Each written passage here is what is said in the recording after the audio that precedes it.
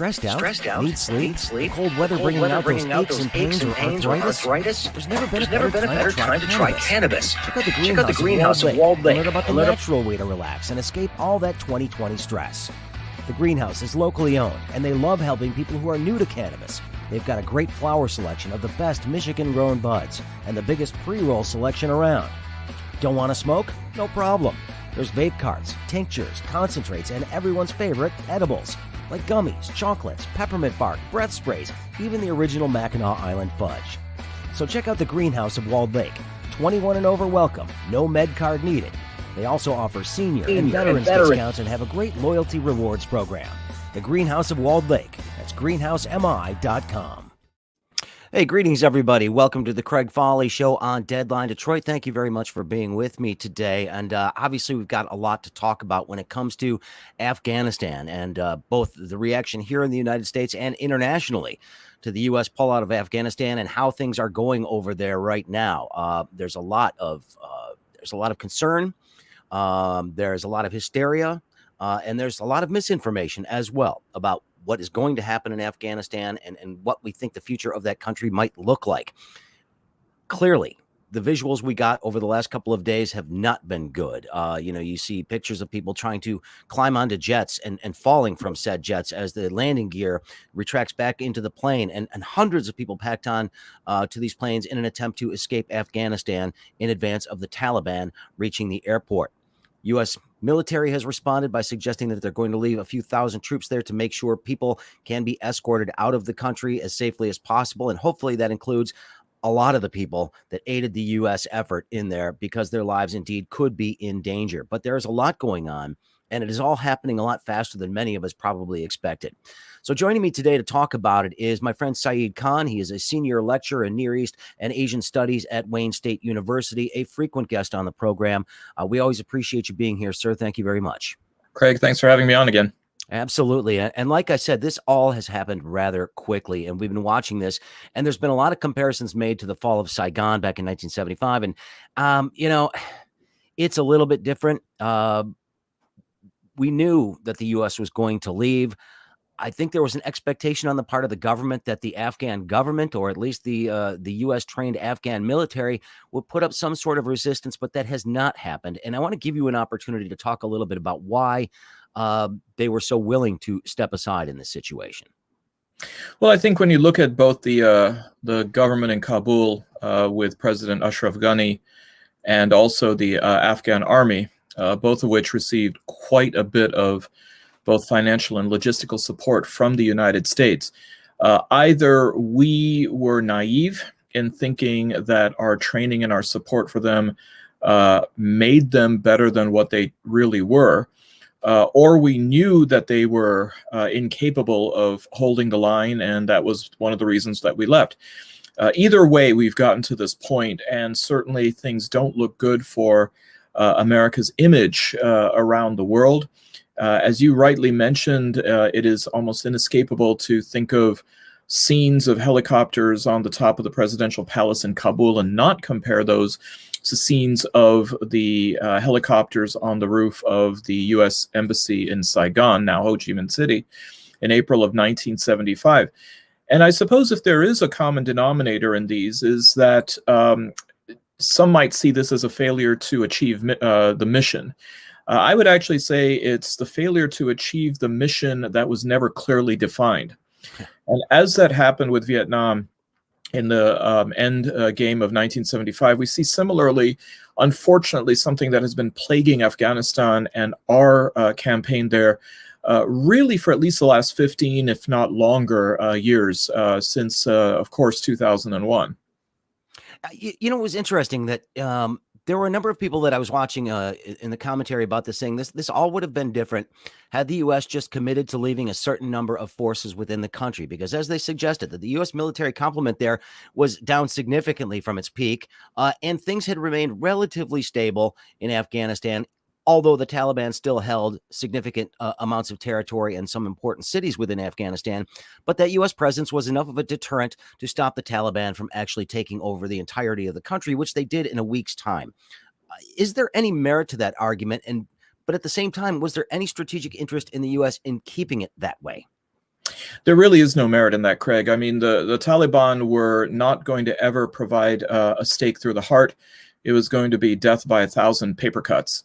And they realized certainly the die had been cast during the prior administration, the Trump administration, that in many ways set the beginning of the end when he severely addled the Trump or the Biden administration with a very small group of troops on the ground.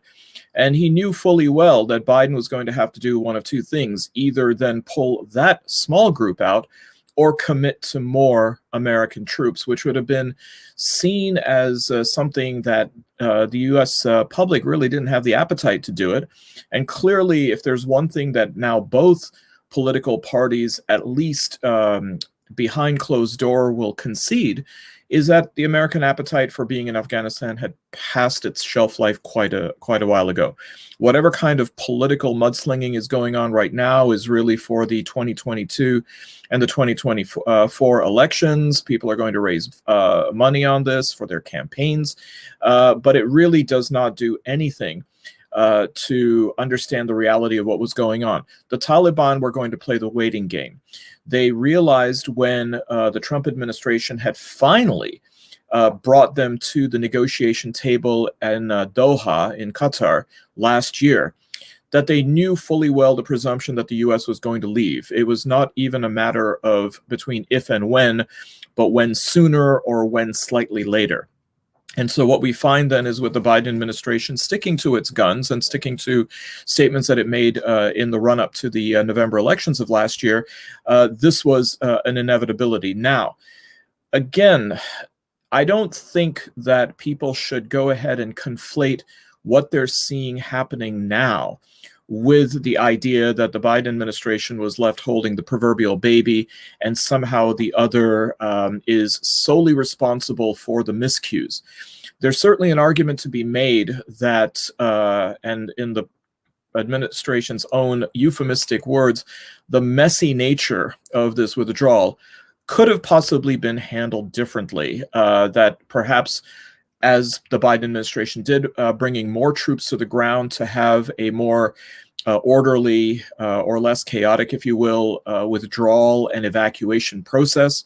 People will wonder why the U.S. pulled out of the Bagram Air Force Base, which seemed to be relatively secure a few months ago. But a lot of this really has to do with the fact of there is no good time to leave. There's really no good way to leave at the same in the same breath. And what we find here is perhaps an over-reliance on the fact that the Afghan government in Kabul was more capable, more committed, and less corrupt than it really proved to be, and that the army similarly would have been, if for no other reasons, patriotic, it seems, enough to go ahead and hold the line and prevent the Taliban for really running the table. I do want to ask you about this too, because you talk about the chaotic nature of this exit, and of course, the last minutes of an exit like this are always going to be that way. And correct me if I'm wrong, but lessons we've learned from other places where this has happened, people do not want to believe that they are going to have to leave at a moment's notice. They may recognize that there's going to be a time that they have to leave, but it usually is something that comes up on you quickly, and then everybody gets in panic mode and says, "I've got to get out now," as opposed to, had they made arrangements a few weeks ago. A month ago, when it was first announced by President Trump, frankly, that Trumps are going to be leaving, and started making a more orderly exit out of the country, that this could have been avoided. But how much of this is just people in denial that they're going to have to leave their homes and a place that they've called home for their entire life? There was denial on the part of the Afghans that there might be recriminations. And again, to be fair, I don't think anyone expected the speed by which the Taliban were so effective in not only taking vast amounts of territory, they systematically took control over so many of the provincial capitals and then marched onto Kabul. I think most analysts would have thought that Kabul probably had at least 2 or 3 weeks remaining before it was going to fall in the manner that it did. Of course, it didn't help that President Ashraf Ghani fled the country himself. He claimed that sends a really bad signal, by the way. Well, he claimed that it was to prevent bloodshed, but I think the only bloodshed that he was worried about was his own. But the fact that he was, according to reports, spotted with 4 carloads full of money and a helicopter full of money. And in fact, he was taking so much cash that he had to leave some behind on the tarmac because they couldn't get it all into the plane. Flying off to Dushanbe, the capital of neighboring Tajikistan, and right now we don't know where he is. This was supposed to be our guy in Kabul.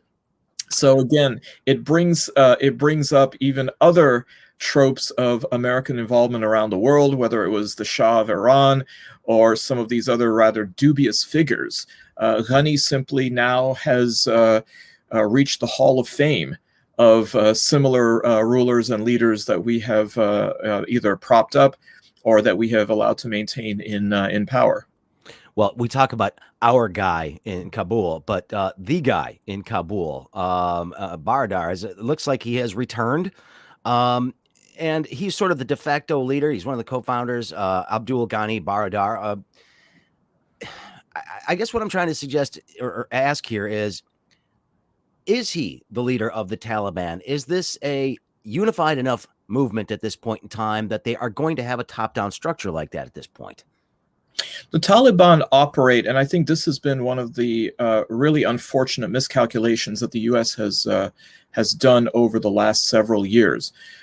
In the effort to delegitimize the Taliban, we have allowed ourselves to think of them as being barbaric, which they certainly are. We have focused on their ruthlessness, which they are. But it doesn't mean that they are not also very sophisticated in understanding governance, in understanding geopolitics. And in many ways, I think they've probably played the United States far better than the U.S. has played them. For example, Baradar was coming back to Kabul from the negotiation table in Doha. He is, according to his title, a political director. And about 3-4 weeks ago, he was meeting with the Chinese Foreign Minister Wang Yi in Tianjin in Western China. Now, this speaks volumes about geopolitics. First of all, it shows that Beijing recognized the Taliban as being the future of Afghanistan. They were not negotiating with Kabul. They were not negotiating with President Ghani. They recognized, or they forecast, which really wasn't too difficult for anybody to see, this wasn't rocket science, that the Taliban were not only a major presence at the time, but they were going to be the dominant force in Afghanistan moving forward. Given China's interest in Afghanistan when it comes to its own Silk Road, the Belt and Road Initiative, in which they have put in $1.5 trillion in investment, with neighboring Iran, $400 billion over 25 years, with neighboring Pakistan, $60 billion for the CPEC, China-Pakistan Economic Corridor. They understood fully well with whom they should be negotiating. They weren't caught up with the proverbial news cycle and the demonization of the Taliban.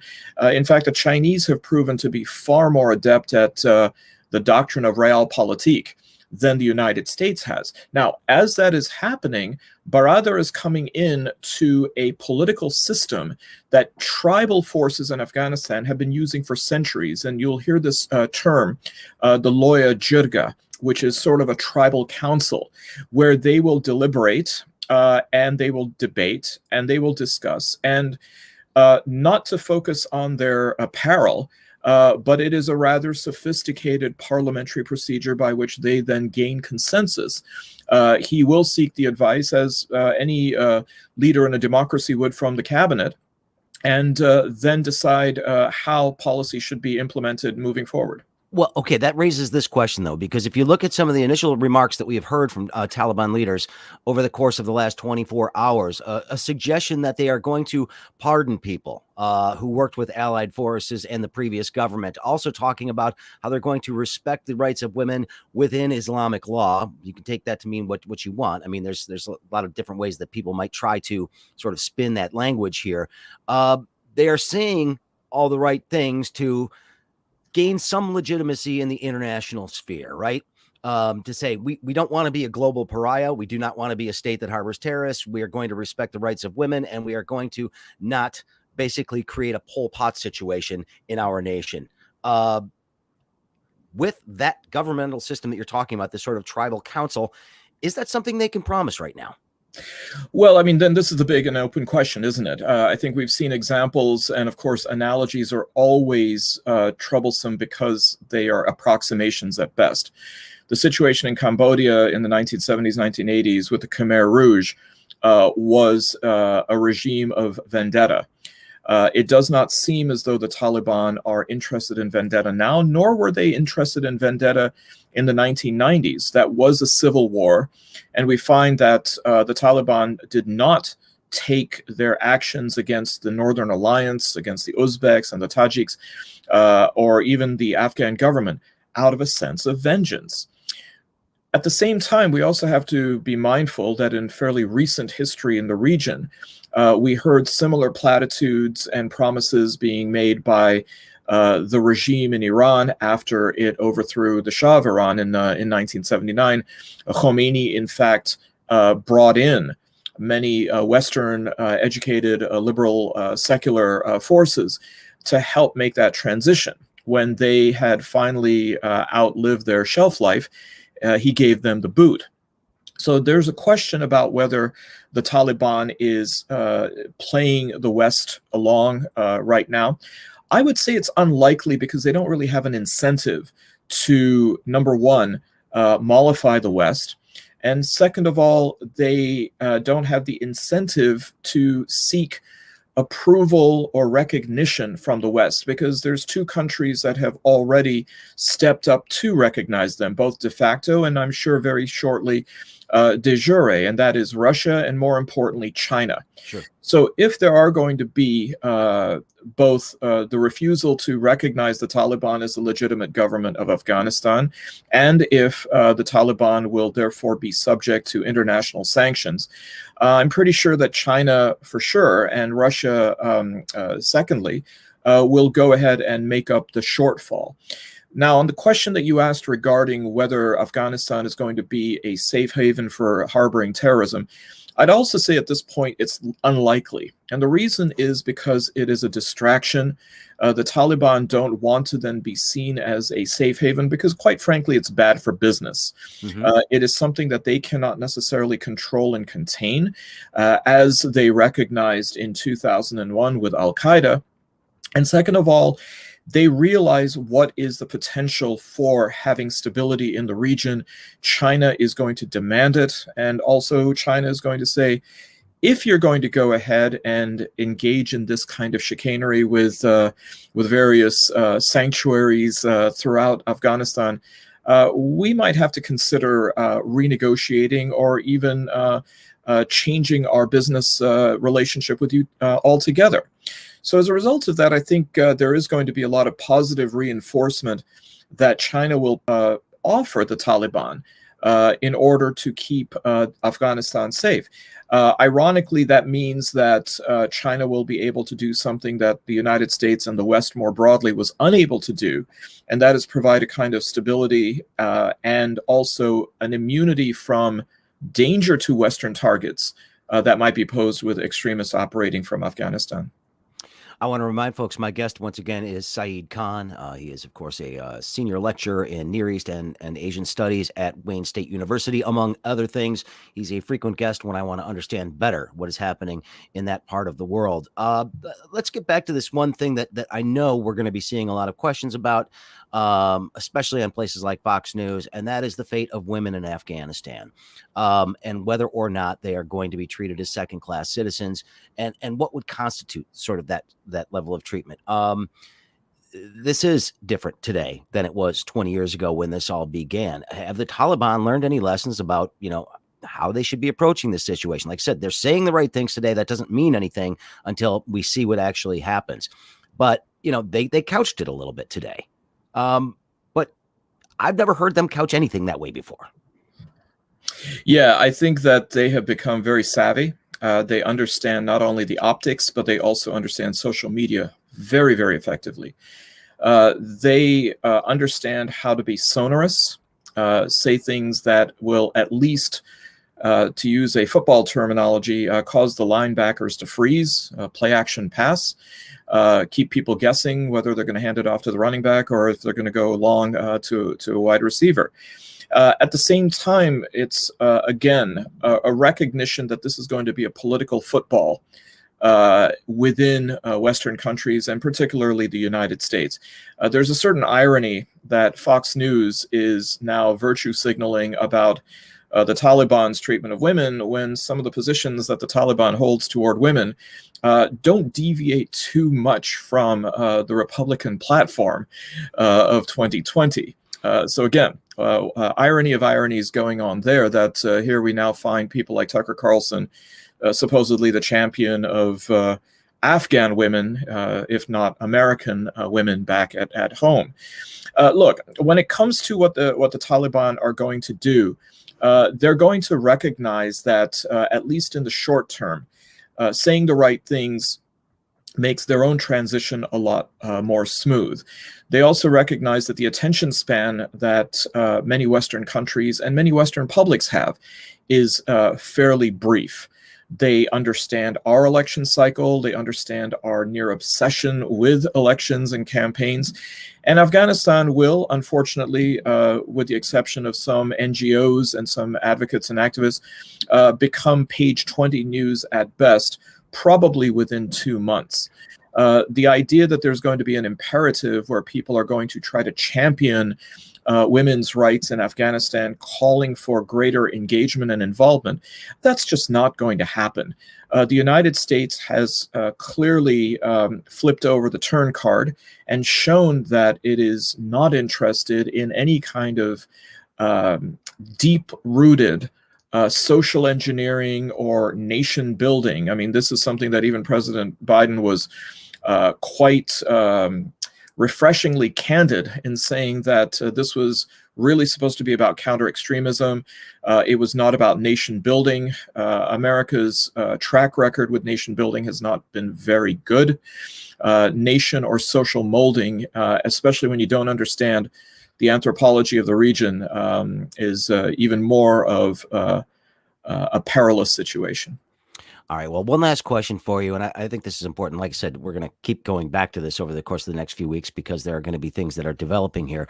You talk about trying to have it both ways on a couple of these networks. You have the same time sitting there saying that President Biden has basically written off these people that actually help the United States. We have a responsibility to help them, but at the same time, they turn around and say we don't want to take in any Afghan refugees in this country. Why should we take them in? Well, I mean, if we do have a moral obligation to help the people that helped us and to keep them out of harm's way, what is the best option when it comes to finding new places for people to live? Should we bring them to the United States and allow them to establish a larger Afghan community in this country than exists right now? Well, that would be the way that it's been done thus far. And we see plenty of examples in recent time, whether it is the Vietnamese community, whether it is the Hmong from Cambodia and Laos, from the chaos of Southeast Asia, whether it is the Somali community, or whether it was the Afghan community from the late 1970s onwards, establishing themselves, thriving, if you will, in the United States. There's clearly not only the room, but as you mentioned, arguably, according to America's own rhetoric, a moral imperative to then go ahead and absorb. At the very least, those who were indeed responsible for facilitating our time in Afghanistan as translators, interpreters, and particularly those who have a well-founded fear of recrimination and reprisal. Beyond that, as far as those who, again, fear that their lives have been now forever disrupted and even destroyed because of America's not just 20-year direct involvement in Afghanistan, but 42-year historical arc going all the way back to using Afghanistan as a proxy war in the final stages of the Cold War. Clearly, those are far more than enough justifications for bringing in Afghans as refugees. Okay, I was wrong. One last question here. Because the United States government today, the Biden administration, has been talking a little bit about a future relationship with the Taliban and what the Taliban would be required to do if they want to be seen as a good citizen and join the global community. They're sending a signal that, yes, they'd be open to some sort of future relationship with the Taliban, with the nation of Afghanistan, if they can work something out and dictate a few types of things. But in reality, is the U.S. going to have any influence in this area at all going forward, or is it going to be a couple of decades, much similar to where we are with Vietnam today, as opposed to that 30 years, 40 years in between after the U.S. left? There's a lot of comparisons that are being made regarding, is Afghanistan not America's second Vietnam, but is it America's first Suez crisis? Because in 1956, the Suez crisis literally ended the British Empire. The sun finally set on it. Anthony Eden, the prime minister, was humiliated, led to transitions of government later on as well. Again, the jury's still out when it comes to Afghanistan. If the United States was looking to be a major regional player in Central Asia and more broadly on the eastern edge of the Middle East, that seems to be gone. It also seems to be a situation that efforts to try to either slow down or disrupt China's rather ambitious and very broadly stretched Silk Road, having some kind of a bulwark against it, is also really circumspect. Remember, the United States decided, as a way to firewall China and push back on it, to create what is known as the Quad, this new strategic defense configuration involving Japan, Australia, and India, along with itself. Well, India has proven to be completely inept, and in fact, arguably, they are the biggest losers in the region as a result of this.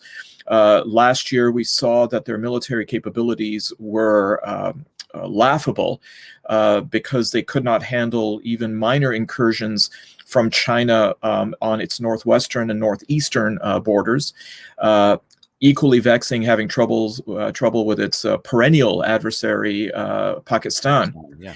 Japan is simply too close to China, separated only by the Sea of Japan. They're not going to risk antagonizing China in any way, shape, or form. And Australia, perennially along for the ride, relies too deeply on China for import and export. So as a result of it, America's ability to stand either on the vanguard or part of a coalition to stare down China and its rise to be certainly at parity with the United States as the 21st century's superpower, and maybe even eclipsing it. The current thinking and the current efforts are probably worth re-examining. Well, I'll tell you what, if anybody should be freaked out right now, it is Taiwan, based on the chilling message that the Chinese sent out yesterday as this was all going on, basically saying, see, Taiwan, the U.S. can't help you. You might as well come home. And that was... I think that was more of a taunt. Of course it was. But, yeah, it was also... It was a great taunt. It really was. And I mean, it's just, yeah, things change. But, it doesn't necessarily have to mean conflict if we do this right.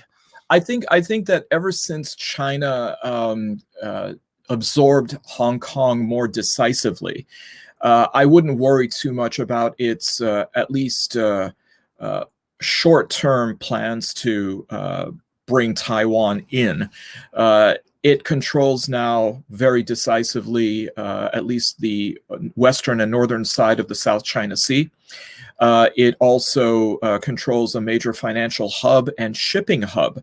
We have to remember that southern China, just north of Hong Kong, is really now part of the industrial base.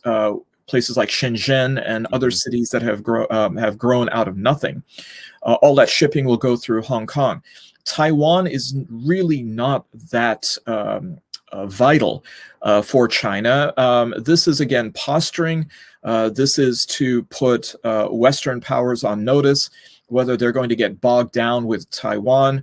And as Beijing knows enough about trash talking, they were able to certainly capitalize on what they see as America's equivocation when it came to Afghanistan. Well, exactly. Like I said, it's fascinating stuff to watch. And like I said, doesn't necessarily have to mean conflict down the road, but there's going to be some tense moments for sure.